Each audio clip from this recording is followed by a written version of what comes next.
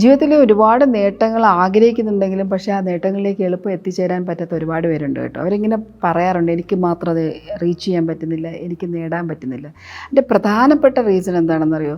അവരുടെ എക്സ്പീരിയൻസും അവരുടെ സ്കില്ലും അവരുടെ അറിവുകളും നോളഡ്ജും അപ്ഡേറ്റ് ചെയ്യുന്നില്ല എന്നുള്ളതാണ്.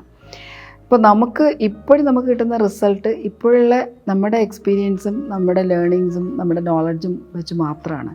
ആ ഒരു കംഫർട്ട് സോണിൽ നമ്മളാകുകയാണെങ്കിൽ നമുക്ക് കൂടുതൽ വളരാൻ പറ്റത്തില്ല.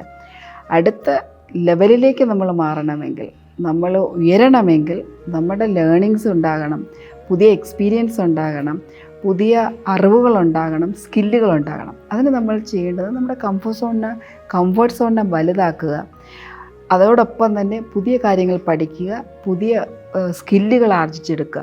എന്നാൽ മാത്രമേ ലൈഫിൻ്റെ നെക്സ്റ്റ് ലെവലിലേക്ക് പോകാൻ പറ്റുള്ളൂ.